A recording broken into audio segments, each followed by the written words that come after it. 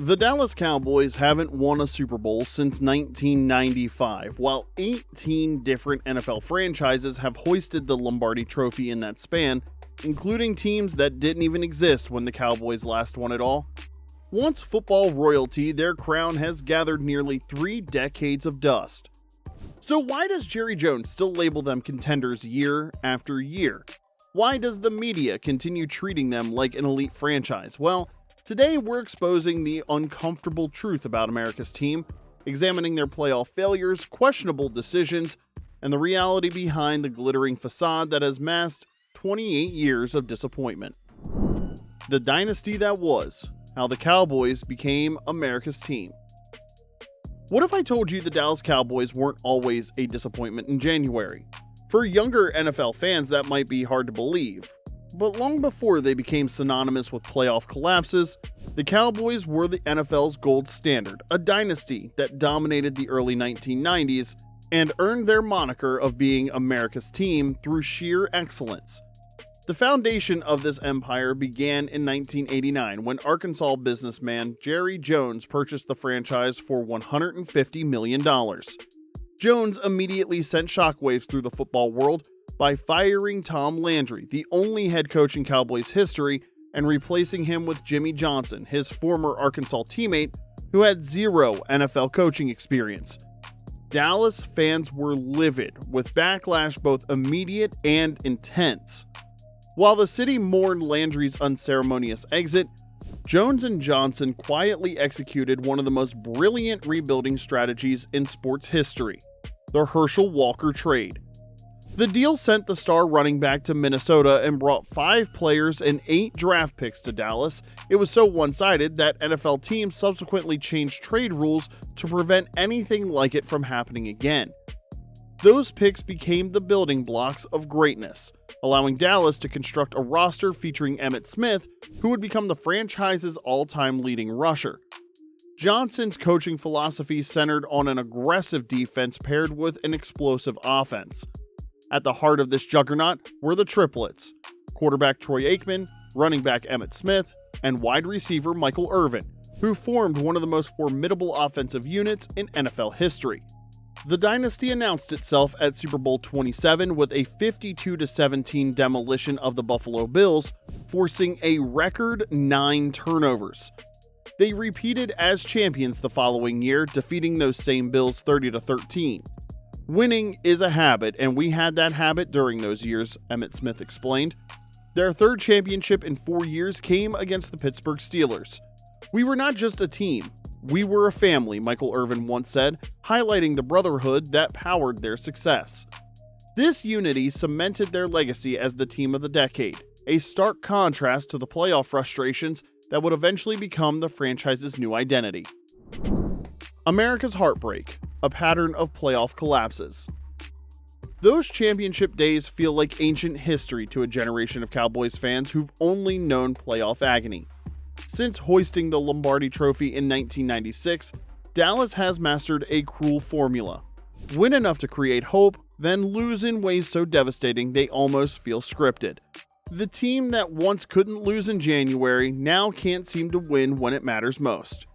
Regular season achievements of division titles, double-digit win totals, and top-ranked offenses stand in stark contrast to the playoff reality. Just 4 wins in 11 appearances over 3 decades, with no trips past the divisional round. While perennial contenders like New England compiled 37 playoff wins during the same span, Dallas became the NFL's postseason disappointment factory. This cycle of frustration has become Dallas's signature playoff curse. The 2006 wildcard round against Seattle wrote the first chapter when Tony Romo fumbled a routine field goal snap, with his last-second scramble falling short in a 1-point defeat. 8 years later, Dez Bryant's overturned catch at the Packers' 1-yard line in the 2014 divisional round added another painful verse to the Cowboys' playoff nightmare. The Jason Garrett era reinforced this pattern with conservative game management that repeatedly left Dallas falling short in crucial moments. Even after his departure, the playoff failures continued with almost mechanical precision.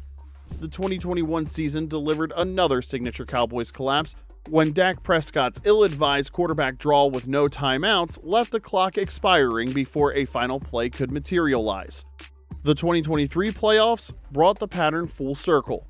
As a heavily favored second seed, Dallas suffered a humiliatingly historic 48-32 loss against the 7th seed Packers, the first second seed to lose to a 7th seed since the format expanded.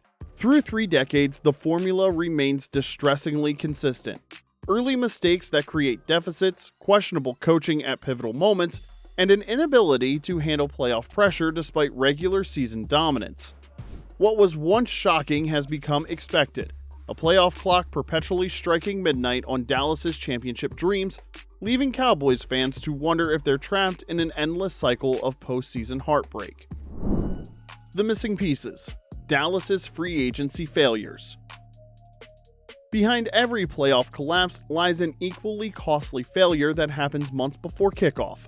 When teams like Tampa Bay and Los Angeles were signing the final pieces to championship puzzles, Jerry Jones and the Cowboys front office were doing something else entirely, watching those difference makers join other rosters while clinging to their checkbooks and draft picks. We've always emphasized building through the draft rather than relying heavily on free agency, Jones has repeatedly stated to the media. This philosophy has left Dallas standing on the sidelines while championship caliber talent signed elsewhere. In 2020, the Cowboys watched as competitors aggressively pursued free agents who later became key contributors to Super Bowl runs. The contrast between Dallas and recent champions is striking. The 2020 Tampa Bay Buccaneers orchestrated perhaps the most successful free agency campaign in NFL history. They identified their championship window and attacked it aggressively, signing Tom Brady, bringing Rob Gronkowski out of retirement, and adding Leonard Fournette. The result was an immediate Super Bowl championship. The following year, the Los Angeles Rams embraced an even more aggressive strategy. They traded for Matthew Stafford, acquired Von Miller mid-season, and signed Odell Beckham Jr. These bold moves translated directly to a Lombardi Trophy that February. Meanwhile, in Dallas, the roster-building strategy resembles a cautious window shopper at a luxury boutique, admiring the premium merchandise but walking out with only bargain items. Instead of targeting impact players in their prime, the Cowboys routinely sign aging veterans on minimal contracts or players with significant injury concerns. When Dallas does open the checkbook, it's typically to overpay their own players, like the massive extension for Ezekiel Elliott that quickly hampered their flexibility, or the premature deal for Jalen Smith, who was released just 2 years later. This misalignment in spending priorities becomes even more puzzling considering how many impact free agents Dallas has let slip away.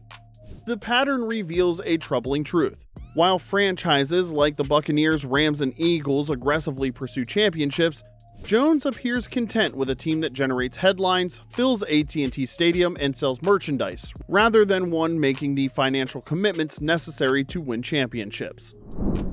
Brand over banners. The real priority in Dallas. That massive AT&T Stadium Jones built symbolizes exactly what the Cowboys have become under his watch. While championship banners are missing from the rafters, the $1.3 billion monument to excess has everything else. The world's largest HD screen, luxury suites galore, and oddly enough, thousands of opposing teams' fans filling the seats on game day. The numbers behind the Cowboys' business empire are staggering. In 2014, they generated $620 million in revenue, setting a record for American sports teams.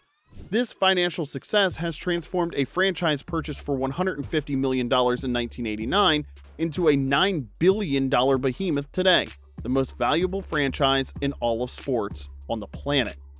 Yet, fans watch in frustration as this gleaming, revenue-generating machine sits empty of championship hardware since 1995. It's like a Ferrari perpetually stalled at the starting line. Jones has masterfully crafted this financial juggernaut through his unprecedented dual role as both owner and general manager. This arrangement gives him complete control over every aspect of the organization without the checks and balances common in other franchises. When the owner and GM disagree in Dallas, they resolve it quickly. Both sides simply just look in the mirror.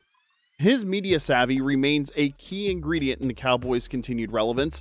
Jones maintains a consistent presence in front of cameras, ensuring the Cowboys dominate headlines regardless of their on-field performance.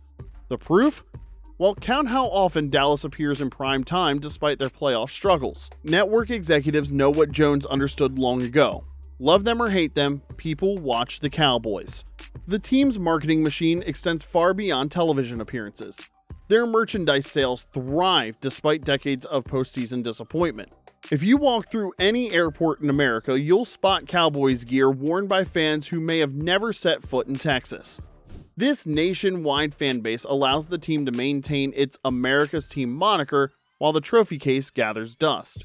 The Cowboys' remarkable streak of 190 consecutive sellouts since 2002 tells the story. Even as fans grumble about playoff failures, they continue filling the stadium, keeping the revenue flowing. Jones has repeatedly emphasized maintaining the Cowboys' brand status over solely focusing on championships, a rare moment of transparent priorities from an NFL owner. The Cowboys' paradox is painfully clear, a business empire where winning is optional. Since their last Super Bowl, they've managed just 4 playoff victories, while NFC East rivals have collected 12 postseason wins. The numbers confirm Dallas has mastered financial success without championship results. As one former player bluntly said, "You can't just be a brand, you have to win games to be taken seriously." That's exactly what Dallas has become, a brand first, football team second, which is unlike the Steelers, Patriots, and 49ers, who balance prosperity with championships through strategic free agency and talent investment. Until the fan base demands more with their wallets, Jerry Jones has little incentive to change. America's Team has become America's contradiction, beloved in merchandising, forgotten in February.